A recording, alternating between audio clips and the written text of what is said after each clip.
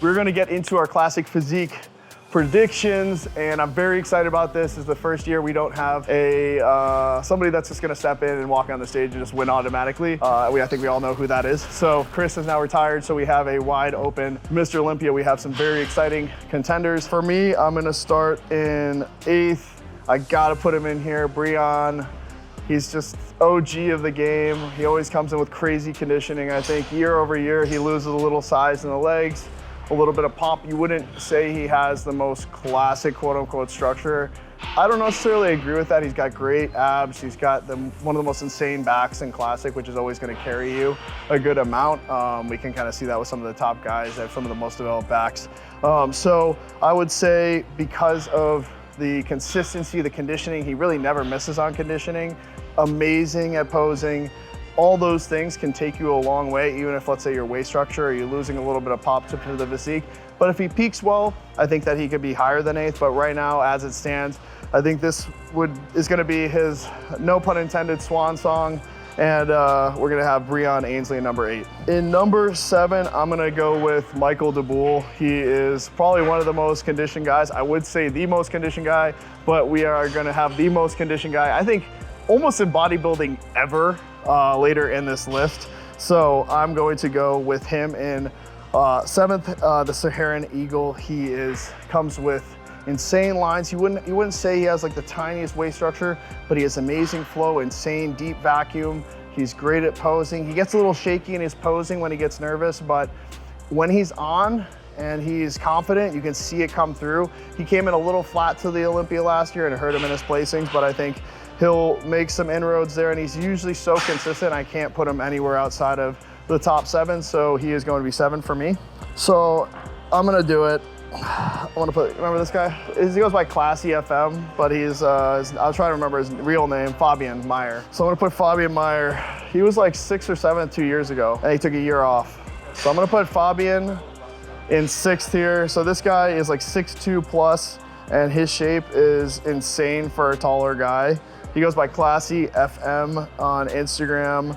I think he's kind of a dark horse just because he just takes up so much space on stage. If he can make weight, so the problem is he did not make weight for one of his shows and he had to compete in open, and he actually did pretty well. I think he got 4th or 5th. And then he made weight the next weekend and won his show. So I think that based on if he can make weight and peak properly at his height and that stature, I think he's a solid top 6 pick for me. In 5th, I have Logan Franklin. I love this guy's physique.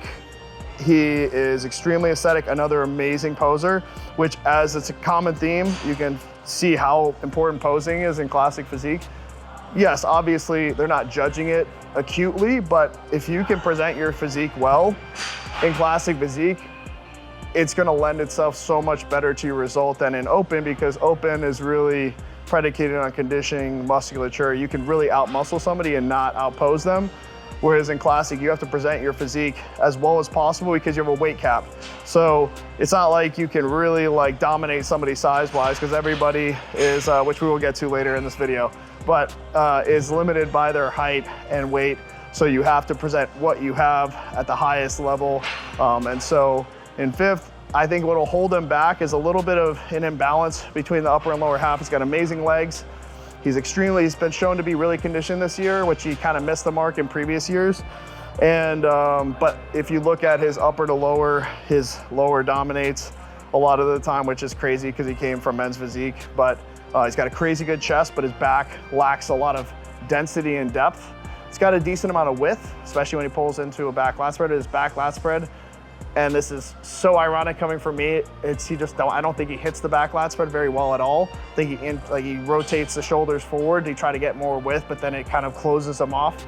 So I think that if he hit that pose better, it'd be a lot better because he's very wide. So in 5th, I've got Logan. In 4th, I have Niall Darwin. This guy, One Punch Nas, also coached by Callum, my coach.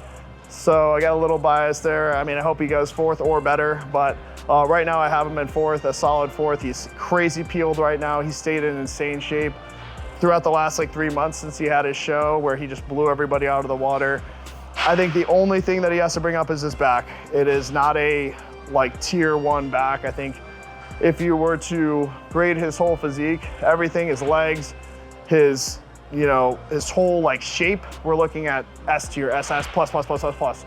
But when you look at a lot of the extremities, like the limbs, forearms, biceps, triceps, I think that's where he lacks a little bit of that balance. And then the back, in terms of the density and depth, is, I think, needs some work. And if he can bring that up with that tiny little waist, I think the potential is endless. But I don't know if, like, 'cause I think he's pretty close to his cap, so I don't know if that means he would have to downsize his quads a little bit. That's where classic gets so complicated. You can't just continue to build your physique to fill in gaps, because if you're at your cap, you're hitting like amazing condition, like there's really very little you can do year to year. So he might have to take like 6 months off of quads or something, because his legs are absolutely insane. So Niall, I want you to get higher, but I got you in 4th this year, and I'm rooting for you, brother. Okay, number 3. Whew, this is tough. I got Terrence Ruffin. Ugh.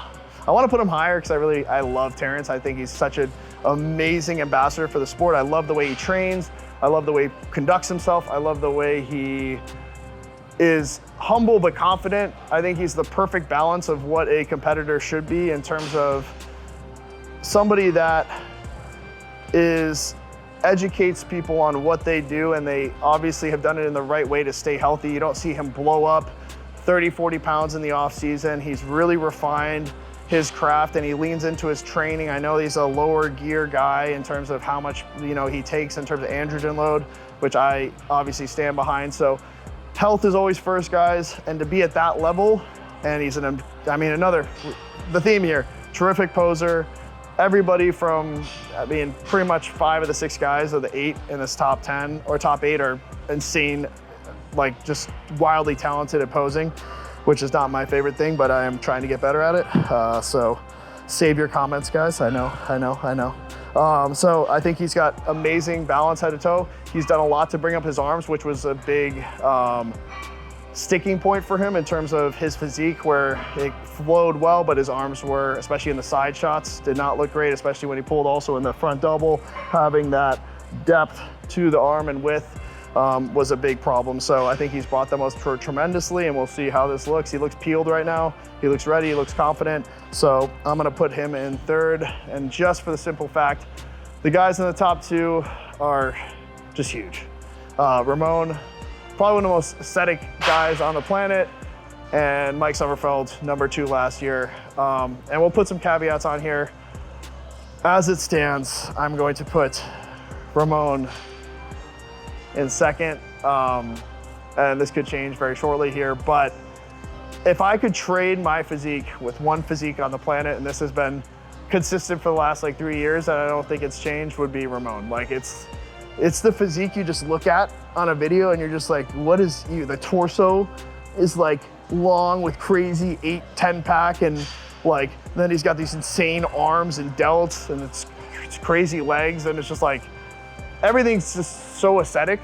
But bodybuilding is an illusion, right? So just because you look crazy in person doesn't mean it always translates to stage. That's why when you go into the show, especially like 22, 23, when Ramon and Chris were at their highest level of their rivalry, a lot of times I look at Ramon and say like, oh, he might win this year. When I was looking at the videos leading up to the show, and then you see it on stage, you're like, oh, nah, it's not even close. So, and it's not a knock on Ramon, it's just a matter of like, that Chris has that low lat insertions that go crazy out from like a small waist, and he pulls a deeper vacuum than Ramon. He's a better poser. He's got crazier lines and details in his quads.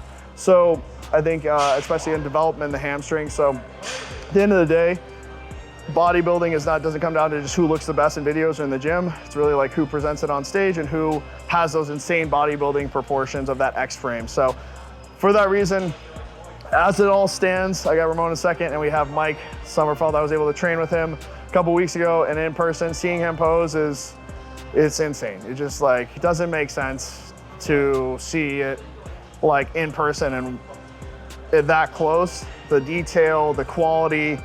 I really hope that he makes weight. I'm sure you guys have seen it online. If you haven't, I'm sure you will. A lot of controversy around like, how tall is Mike? Is Mike 5'9"? Is he 5'7"? And so if he does not make 5'9", which is 212 pound cap, there's just no way he's gonna make the next cutoff, which is 204. So we will see how this all plays out. I don't wanna make any bold predictions in that regard. I'm gonna make my predictions based on the fact that we assume everybody's gonna make weight, right? If he doesn't, everybody shifts up one. But if he's under 5'9", guys, that means he has to be 204. And then if he's under 5'8", it's gotta be 192. So you gotta be 20 pounds less than he currently is, which is just an astronomical blow to his potential in the sport of classic physique. And he'd probably have to inevitably move up to 212. And a lot of people are like, oh, well, he might get a special invitation. I don't think the Olympia would do that. He hasn't qualified in the 212. You can't just bounce around. You can't qualify in classic and be like, oh, I'm just gonna compete in the Open Olympia. That's not how it works. You have to qualify in the division that you currently compete in. So I think that being said, I'm going to still put Mike in first until we can say that he doesn't make weight. It's just the musculature, the density, how complete his physique is from head to toe. There's no gaps. There's just so much like conditioning and separation, and the quad sweeps are just, yeah, you can tell. I'm a fan of the physique. I hope he makes weight. And that is my top 8 Olympia. I'd love to hear you guys and your opinion. Put your top 8 below in the comments just to see how close we are in our predictions. But it's gonna be a fun show regardless. So also, if you guys see me at the Olympia, please, please, please come up and say hi. Also, if you want me to coach you to your best physique to date, comment down below. I'll send you an app to apply to work with me one-on-one. But I love you guys, I appreciate you guys, and I'll see you on the next video.